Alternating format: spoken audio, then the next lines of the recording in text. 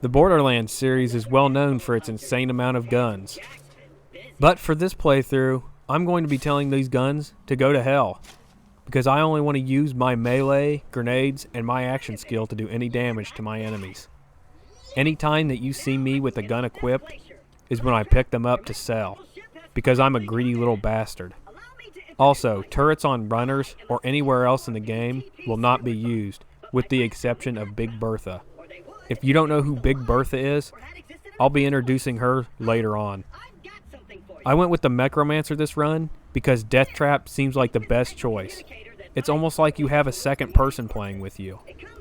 Except the second person's a giant robot that follows you around and shoots eye lasers.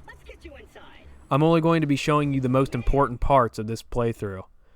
The parts that gave me the most trouble, and the parts that hurt my soul the most. Without further ado, this is the first fight in the game. These first enemies, Monglets, are easy. Literally all you have to do is hit them in the head to get a critical hit. This would be the same tactic that I would employ against the first boss of the game, Knuckle Dragger, and it made his fight easy.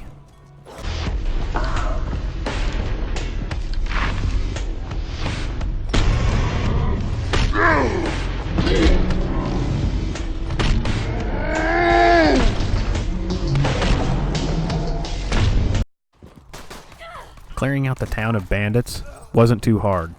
Because bandits have the same critical hit spot as bullymongs, they die pretty much just as fast.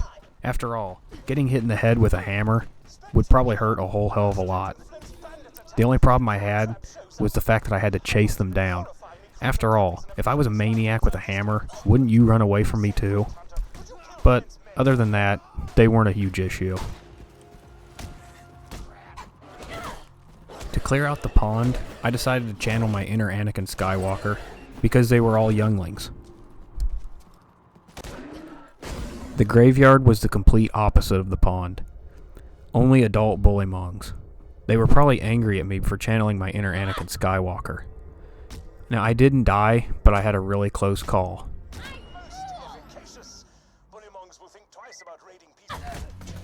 Recall what I said earlier about enemies that walk away from you? Well, here, I figured out that if you're in fight for your life, almost every enemy gets as far away from you as possible. This was my first death in this playthrough, and it wouldn't be the last. My first use of grenades, and I couldn't be more disappointed. The plain grenades in this game are god-awful. Thankfully, grenades can be used to destroy fuse boxes in this game, and shut down electric fences. The game was getting smarter. While I was trying to beat bullymongs to death with my hammer to get their precious fur, they learned that they could walk away while I was dying, just like bandits did. It took a while, but I was finally able to get my revengeance on those bullymongs and snatch up their precious fur from Hammerlock. It still wasn't easy though. Yeah, I almost died again. On my way out to fight Midgemong, I got massacred by a badass bullymong. Because of course it had to be a badass. I decided to teach that boy a lesson by equipping my overpowered skyrocket grenades and seeing just how much damage they really did. During my epic confrontation against Midgemong, I had Death Trap finally. He made short work of him. In fact, I did nothing that whole fight. I couldn't even get up on the building. I turned in my ass ton of quests, and it was finally time to go fight Boom and Boom. Or Boom, or whatever the hell his name is. Death Trap had the idea to turn Boom's ass into a trophy over our fireplace. And he did just that. He cut Boom's ass off, and we were ready to mount it on our fireplace, just like Mr. Krabs was going to do to SpongeBob and Patrick. This here is Big Bertha. We need to destroy her so Boom would come out and stop being a little bitch. We did that easy cheesy, and we handed Boom his ass. Hand it right to him. Oh man. My god. Did Michael Bay make this part? As I said at the beginning of the video, I needed to mount Big Bertha to destroy that gate. This was the one and only time that I would fire a single shot in this playthrough. But don't worry, I didn't hurt a single bandit. I got right out of her. And I took the fight to the bandits with my hammer and my big ass robot. And some grenades. I got an epic bank shot with a grenade that I'm pretty sure only killed one bandit. How underwhelming. Deathtrap and I use this badass marauder like he's nothing but a spit roast. I easily save Claptrap with one grenade, and it was time to fight Captain Flint. It's our new torture dolls, boys! Let's turn up the heat!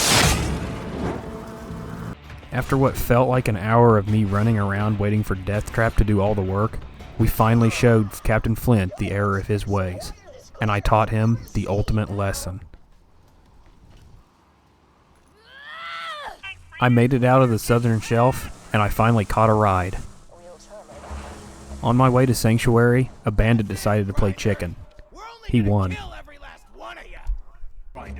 I saved Corporal Reese the same way I saved Claptrap, with one grenade. I finally got the power core, and I was able to go to Sanctuary. In Sanctuary, I did the typical boring Sanctuary stuff. Change the power core, do a couple stupid side quests, get new side quests, meet new characters like Scooter, Zed, Tanis, and I've decided to go to Frostburn Canyon. Deathtrap and I were cutting a swath of destruction through Frostburn Canyon. And we didn't stop with these two Goliaths. They were easy cheesy. We didn't die very many times here in Frostburn Canyon until I met this badass nomad. That's actually just a regular nomad. How the fuck did he kill me? I got my revengeance on that fool and spanked him real good. It took me far longer than it should have to put down these badass psychos in Frostburn Canyon. There's like 4 of them total on the way to the Firehawk, and each of them took me a good 20 minutes to kill, mostly requiring me to run around, scrounge grenades, and rely on Deathtrap the entire time. So goddamn annoying. But eventually I did it, and I made it to the Firehawk. The Firehawk ended up being my least favorite character in the whole Borderlands series. Sup?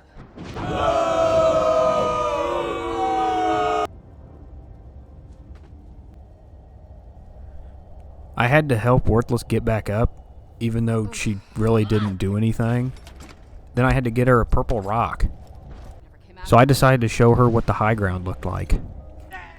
And she decided to help me fight some badass psychos. And by that, I mean she really didn't do anything but turn purple and teleport.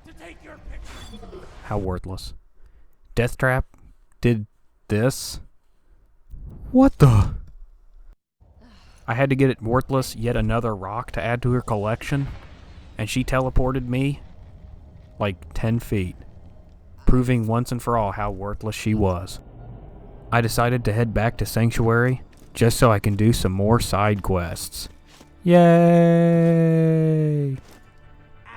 Let it be known now that there's a lot of side quests in this game that are real annoying without using a gun.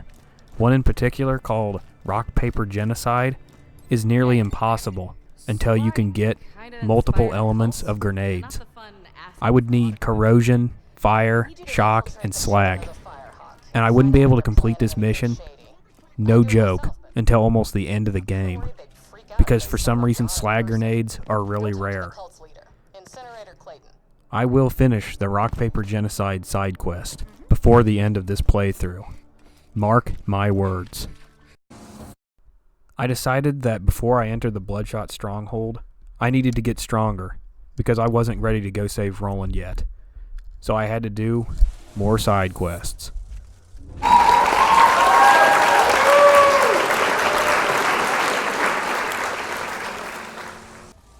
I played chicken with a badass Bullymong He won, by the way, so I gave him a prize. The prize of being run over a lot by a runner.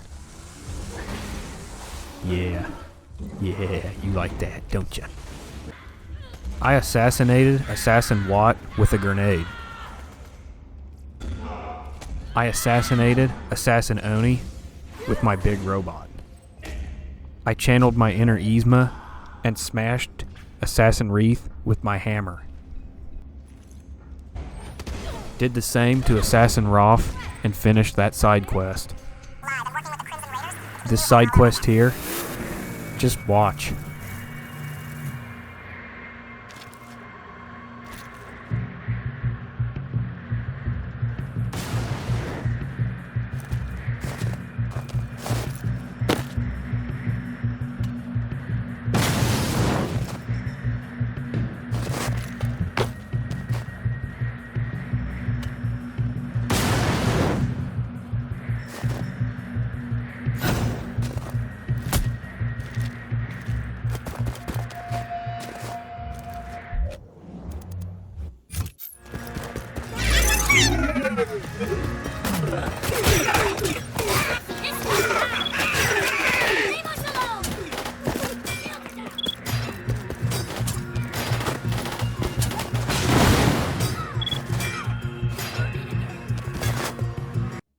Then I ran into my first unbeatable side quest. This side quest, I needed to shoot Bullymong projectiles out of the air. Without a gun, you can see why that's a huge problem. You can't punch them either. I've tried. I spent a good 15 minutes trying and failing. This hurt my soul. I decided to go ahead and continue on with the main quest. I would need to go to the dust and get a bandit technical ready, which I wasn't looking forward to. You'll see why. I'll just show it and, well, you'll understand. I met Ellie, and much more fun. here it is. So you and my sister are getting along pretty well, huh? That's cool. Of course, she makes fun of the way she looks, so I have to tie you to a bed if she and set you on fire. But it's not cool, you guys are hanging out, so it's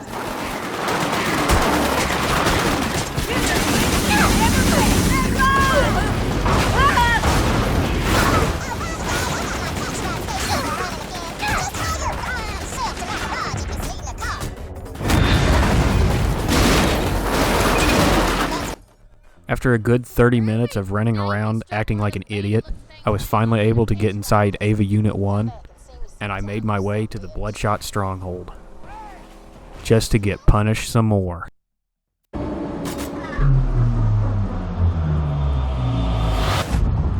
I'll survive! You won't!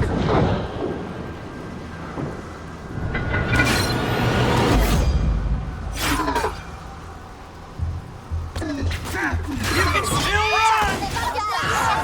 just for high five.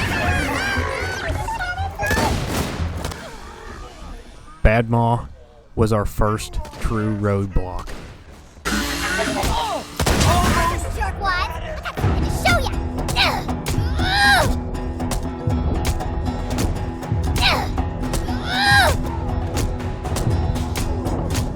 You're no survivor! On my second attempt, I was able to spank Badmaw and continue on into the Bloodshot Stronghold, just to be punished some more. Hell yeah!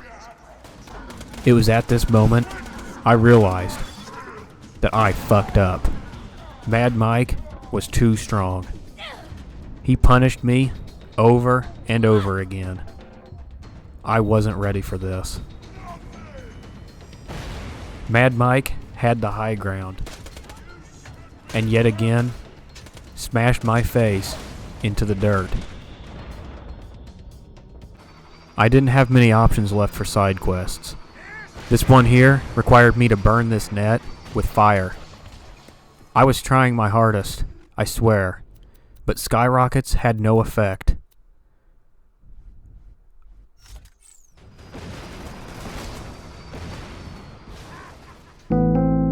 it was over. I really couldn't do anything. I was trash. I was trash. So I went and I laid in trash. And that's where I remained for the rest of my days.